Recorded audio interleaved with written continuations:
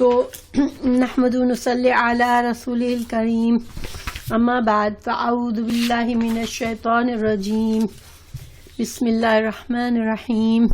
ایک کنیکشن دوبارہ جو رینیو دماغ میں فریش کر لیتے ہیں کہ اللہ تعالیٰ نے نجران سے آنے والے عیسائی علماء کو اسلام کی دعوت پیش کیے جانے اور پھر اس دعوت کے حق کے انکار کا ذکر فرما کر پھر یہ بات بھی واضح کر دی کہ ان کے اس انکار حق کی وجہ ان کی اپنی شہوات نفس کی پیروی سے حد سے تجاوز کرنا، یعنی کہ اللہ تعالیٰ نے واضح کر دیا کہ یہ جو حق کو جان کر انکار کر رہے ہیں تو اس لیے کر رہے ہیں کہ ان کی خواہشات اتنی بے شمار ہے، اپنی دنیا کی خواہشات کے آگے یہ غلام بنے ہوئے، اس لیے یہ حق کو جھٹلاتے ہیں۔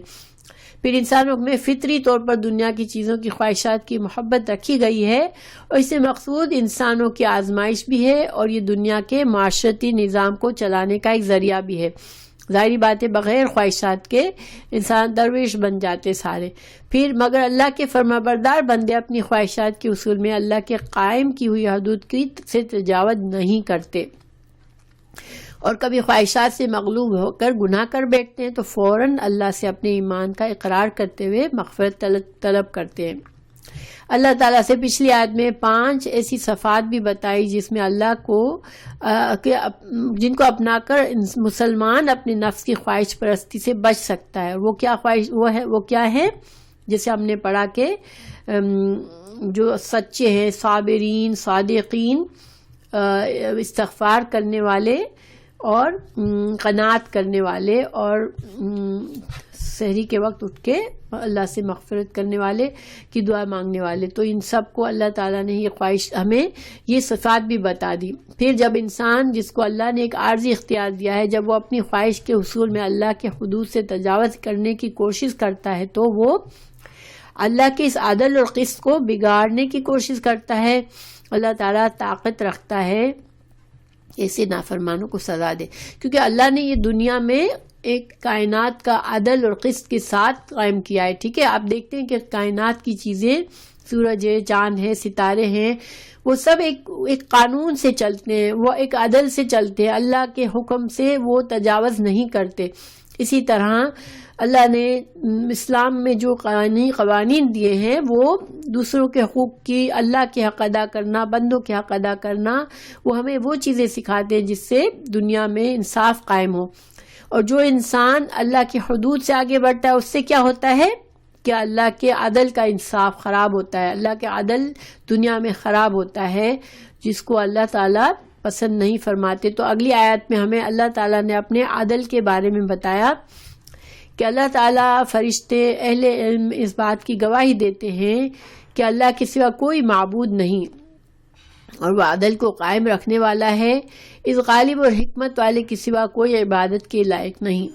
ٹھیک ہے، اور شہیدہ کا معنی ہے آگاہ کرنا، گواہی دینا۔ گواہی وہ دیتا ہے جو جانتا ہے، تو اللہ تعالیٰ ہمیں آگاہ کر رہے ہیں ان آیات میں کہ اللہ انصاف پسند ہے، اللہ نے اس دنیا کو، اس کائنات کو انصاف کے ساتھ بنایا ہے، اور اللہ تعالیٰ نے ساتھ ساتھ یہ بتا دیا کہ اللہ ایک ہے اور وہ زبردست اور حکمت والا ہے، وہ لوگوں پر غلبہ رکھتا ہے۔ جو لوگ اس اللہ کے انصاف کے نظام کو بگاڑتے ہیں اپنی خواہشات کے لیے تو اللہ تعالیٰ ان کو پکڑے گا۔ عزیز ہے اللہ اور حکیم، حکمت والا ہے، اس نے اپنی حکمت سے لوگوں کو مہلت دی ہے۔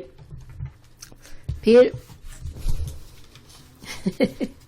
میں بہت کچھ ایک ساتھ بتا رہی ہوں، آئی ہوپ کہ آپ لوگوں کے لیے کنفیوزنگ نہیں ہے، اسی لیے میں بار بار چیزیں ریپیٹ بھی کر رہی ہوں۔ انشاءاللہ صحیح ہے نا؟ کوئی بہت زیادہ تھک تو نہیں گئے آپ لوگ؟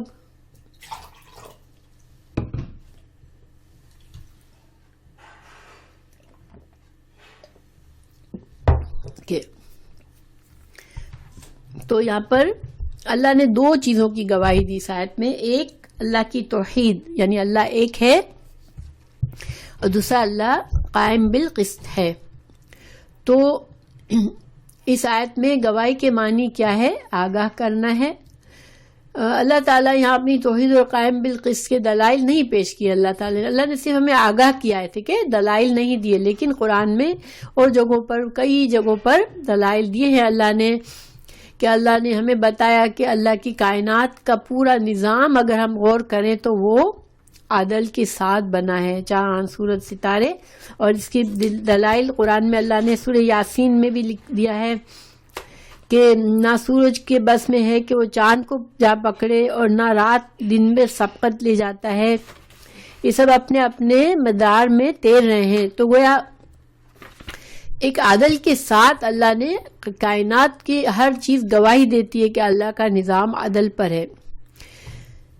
پھر پچھلی قوموں کے عروج اور زوال سے ہمیں پتہ چلتا ہے کہ اللہ تعالیٰ نے ہمیں قرآن میں جو بتایا کہ اللہ کی جو قومیں اللہ کی نعمتوں کو پا کر وہ باغی ہو گئیں، اللہ کی حدود سے آگے بڑھ گئیں، تو اللہ نے ان کو پھر تباہ برباد بھی کر دیا، ٹھیک ہے۔ تو گویا کہ یہ بھی ہمیں اللہ کا انصاف بتاتا ہے کہ اللہ کا نظام انصاف کی بنا پر ہے۔ پھر ہمارا اپنا نفس گواہی دیتا ہے کہ اللہ تعالیٰ کا نظام جو ہے وہ ایک انصاف والا نظام ہے۔ ہمارا نفس ہمارے خود اندر سے ہمیں احساس ہوتا ہے کہ دیکھیں ہمارے دلوں کو سکون کب ملتا ہے جبکہ چیزیں صحیح ہو رہی ہوتی ہیں۔ اگر انسان غلط طریقوں سے کوئی نعمتیں حاصل کرتا ہے تو اس کو اندر سے ایک بے چینی ہوتی ہے۔ سچا سکون و اطمینان کہاں ملتا ہے؟ جب اللہ کے صحیح طریقے پر ہم چلتے ہیں۔ پھر وحی الہی بھی سے بھی ہمیں پتہ چلتا ہے کہ اللہ تعالیٰ نے قرآن میں بھی ہمیں بتا دیا کہ اللہ تعالیٰ کا نظام جو ہے وہ قسط کے ساتھ ہے، انصاف کے ساتھ ہے، ٹھیک ہے۔ تو ہر کائنات کی چیز ہمیں اللہ کی فرما برداری کے ساتھ مخصوص کام میں لگی ہوئی ہے، کوئی چیز اپنی ذمہ داری کو پورا کرنے سے کوتاہی نہیں کرتی۔ یہ کائنات کا نظام ہے، چاند سورج ستارے تمام سیارے ہر چیز، ٹھیک ہے، ہم آہنگی سے چلتے ہیں۔ پھر اس کی مثال سورہ یاسین میں دی گئی ہے۔ پھر پچھلی قوموں کے حالات سے بھی جیسے میں نے بتایا کہ قومیں تباہ کی گئیں، پچھلی قومیں جب وہ اللہ کی نافرمانی میں حد سے زیادہ بڑھ گئی۔ پھر انسان کا نفس، انسان فطر سلیم پہ پیدا کیا ہے، تو طبعی طور پر سچا سکون اور اطمینان کب ملتا ہے؟ جب صرف ہم ایک اللہ کو مانتے ہیں اور اللہ کی فرما برداری کرتے ہیں، تو ہمارے چاہے کوئی بھی حالات ہیں، ہم غریب ہوں امیر ہو، لیکن ہمارے دل مطمئن ہوتے ہیں۔ تو یہ انسان کی نفس کی گواہی ہوتی ہے۔ اللہ تعالیٰ نے قرآن میں فرمایا، اے نبی اور نبی کے پیروکار، ایک یکسو ہو کر اپنا رخ اس دین کی سمت میں جما دو، قائم ہو جاؤ اس فطرت پر جس پر اللہ تعالیٰ نے انسانوں کو پیدا کیا ہے۔ تو جو فطرت ہے، انسانیت کی فطرت سلیم ہے، وہ کیا ہے؟ اللہ کی فرما برداری، ہمیں اس پر قائم ہونا ہے جب بھی ہم سکون سے رہتے ہیں۔ اور اللہ تعالیٰ نے وحی میں بے شمار رسول اور انبیاء کرام کو مبعوث فرمایا اور فرشتوں کے ذریعے وحی نازل فرمائی، اور جس کے ذریعے انسانوں کو اللہ کی توحید کا سبق دیا اور دنیا میں اللہ کے عدل قائم کرنے والے قوانین بھیجے، اور آخرت میں قرآن کو فرقان بنا کر نازل کیا۔ تو یہ بھی اللہ کا عدل ہے، ٹھیک ہے۔ تو آیت کا خلاصہ کیا ہے کہ اللہ تعالیٰ نے اس آیت میں اپنی توحید اور عدل پر قائم ہونے کی گواہی خود بھی دی ہے اور فرشتوں نے بھی دی ہے، اور اہل ایمان کی گواہی بھی یہی ہے۔ تو اس میں اہل ایمان کی ہمیں فضیلت پتہ چلتی ہے کہ جو اہل علم ہے، علم والے جن کو صحیح علم ہوتا ہے، ان کی بات کی ویلیو ہے۔ دیکھیں اللہ تعالیٰ نے ان کی گواہی کو اپنی اور فرشتوں کی گواہی کے ساتھ شامل کیا ہے، ٹھیک ہے۔ تو پھر اللہ تعالیٰ نے اگلی آیت میں اعلان کر دیا کہ اللہ کے نزدیک دین جو ہے وہ صرف اسلام ہے، اور اہل کتاب نے اسے اپنے پاس علم آ جانے کے بعد آپس کی سرکشی اور حسد کی بنا پر ہی اختلاف کیا ہے، اور اللہ تعالیٰ کی آیتوں کے ساتھ جو بھی کفر کرے اللہ تعالیٰ اس کا جلد حساب لینے والا ہے۔ تو اب اللہ تعالیٰ نے یہ اعلان کر دیا کہ دین صرف اسلام کا دین ہے، یہی دین تمام پیغمبر لے کر آئے، اور اب محمد رسول اللہ صلی اللہ علیہ وسلم اس دین کو کامل ترین شکل میں پیش کر رہے ہیں۔ اور کیونکہ یہود و نصارہ بھی اللہ کو مانتے ہیں، تو ان کو خاص طور سے کہا گیا کہ تمام انسانوں کو، اور عام طور پر تمام انسانوں کو بتایا گیا کہ صرف اللہ کو مان لینا دین کا مکمل نہیں ہے. دیکھیں اللہ کو بہت سی قومیں مانتی ہے اور وہ مسلمان نہیں ہوتی ہے. اللہ کو کون سا دین پسند ہے؟ جس میں صحیح عقیدہ ہو اور اللہ کو ایک مان کر صرف اسی کی عبادت کی جائے اور ساتھ ساتھ محمد رسول اللہ صلی اللہ علیہ وسلم کو اور تمام انبیاء کو پر ایمان لایا جائے اور نبی صلی اللہ علیہ وسلم کو خاتم النبیین تسلیم کیا جائے اور قرآن اور حدیث میں جو بھی عقائد اور اعمال بتائے گئے ان پر دین سے، دل سے، زبان سے اور عمل سے ایمان لانا، یہ مکمل ایمان ہے. اور اس کے بغیر کوئی اور دین قابل قبول نہیں ہے اللہ کے نزدیک. اور اس کے اللہ نے قرآن میں کئی جگہوں پر اس کے دلائل پیش کیے. تو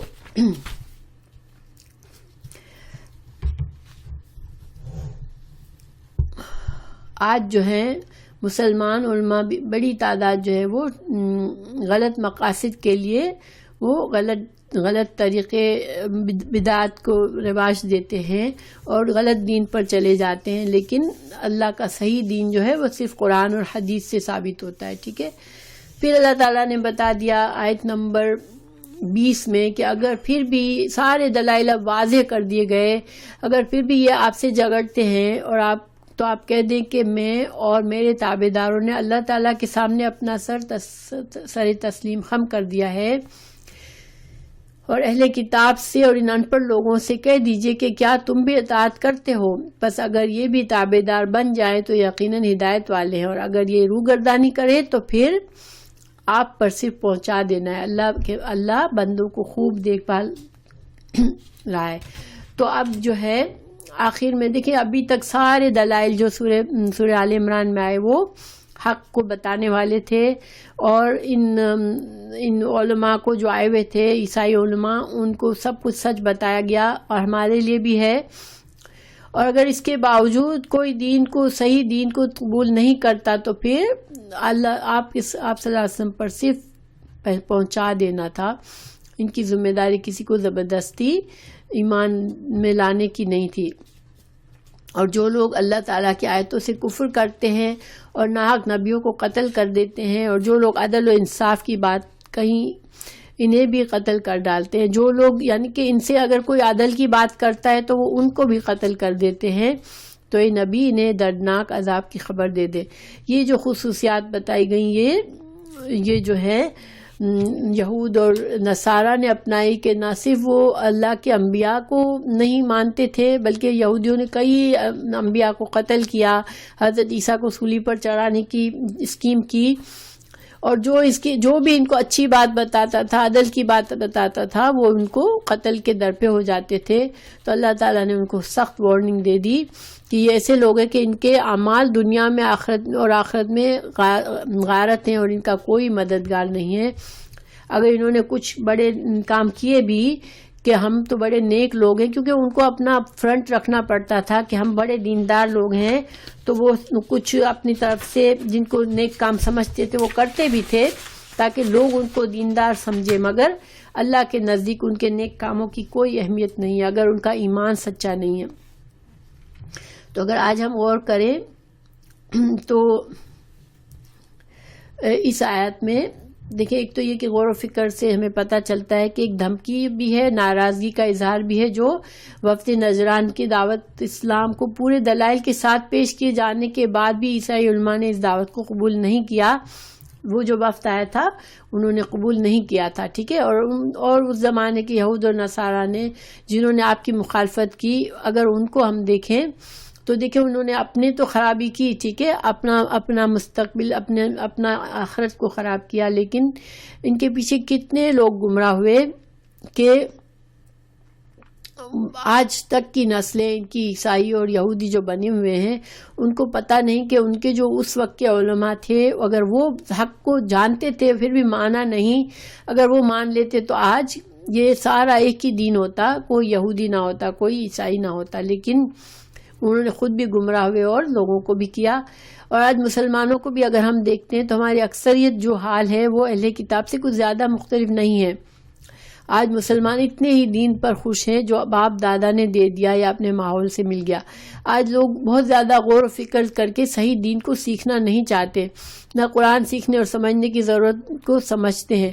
وہ سمجھتے ہیں بس ہم کو جتنا آتا ہے دین بہت ہے ہمارے لیے، لیکن ہمارے لیے ضروری ہے کہ ہم قرآن کو سیکھیں تاکہ ہمیں صحیح دین کا پتہ چلے. اور